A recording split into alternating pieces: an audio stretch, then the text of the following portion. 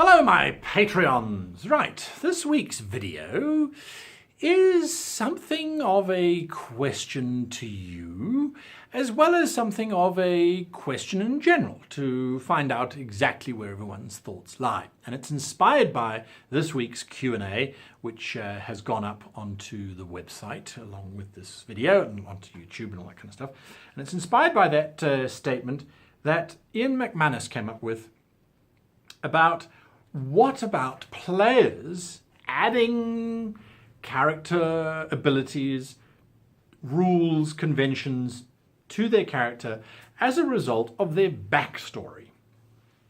Now, in his particular case, he wanted to be able to turn into an ethereal ghost that moved around and had all sorts of powers and that kind of thing, and occasionally went mad and the GM could use him to attack his fellow players and that kind of thing. Now, ordinarily, I thoroughly encourage my players to be creative with their characters and with their backstories. So if a player comes to me and says, I really want to play a goblin who is erudite and highly educated because he was found as a young pup by a wizard who took pity on him, took him to his tower and taught him how to read and all the sophisticated things, I would say, that's fantastic. I had a player once who actually asked if they could play a kobold who was a paladin that was modelled off of the samurai.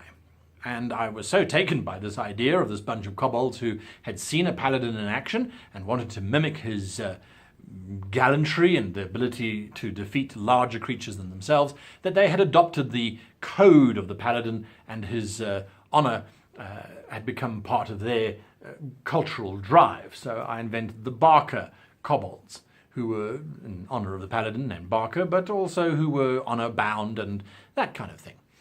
Now that, to me, is story-based creative genius, to a degree.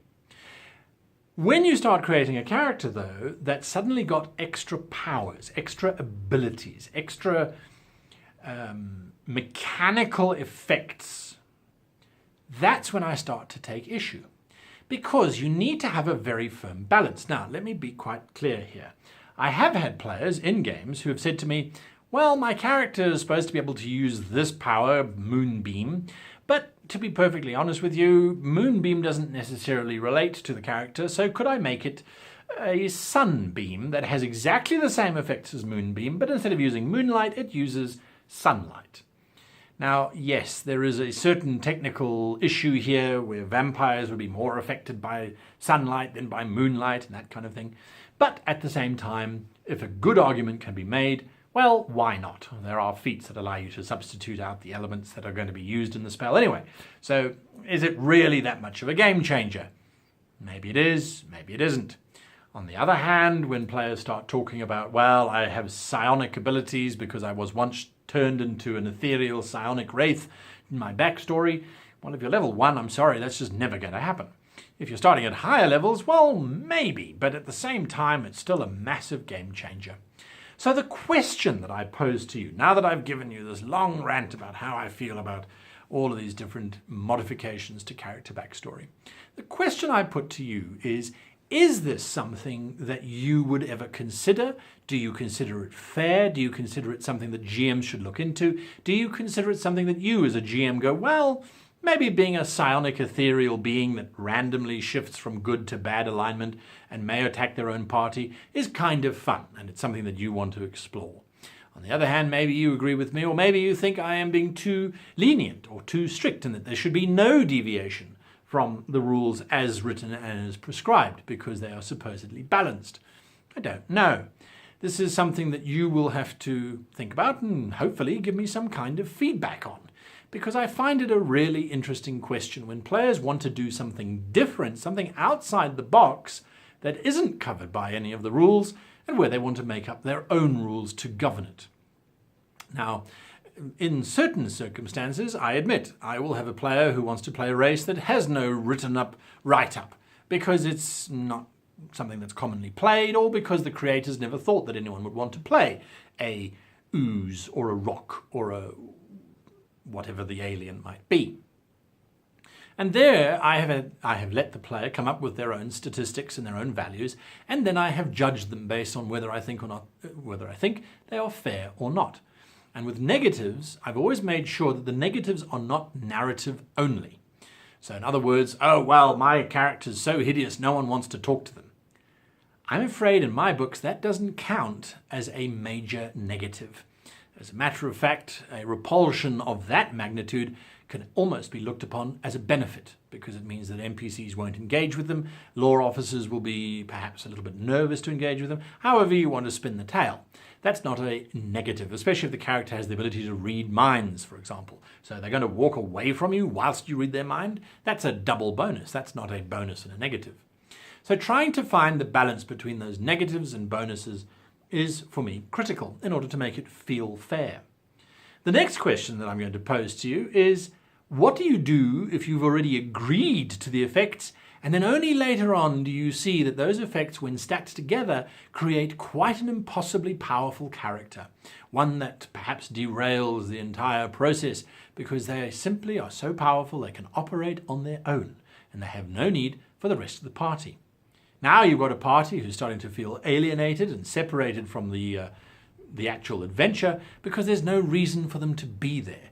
Their existence is merely as a diversion for whatever creatures the party is facing, because this particular character has the power of being ethereal every second round, and every alternative round can attack or move through walls and escape and then come back and save the day time and time and time again.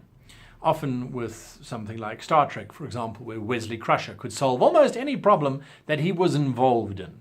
If he wasn't involved in it, then the problem would carry on and the ship would get near destruction and he would be sitting in his room completing his homework. If he was, however, involved in the story, it didn't really matter what was going on, he would always somehow manage to come up with a solution before the adults did. That's a little bit annoying because, again, you go, well, is this a group game or is this really just a game where this particular character is running around and the rest of the players are actually just cheerleaders? And do they really need to be cheerleaders if the character is that powerful? So then how would you bring it back? How would you mitigate what you have allowed to happen? Because if you start to penalize the character in-game by creating situations that are specifically designed to be difficult for that particular build, then the rest of the group might get to shine, but then that particular player, who has been given consent by you, suddenly finds themselves heavily penalized for no apparent reason.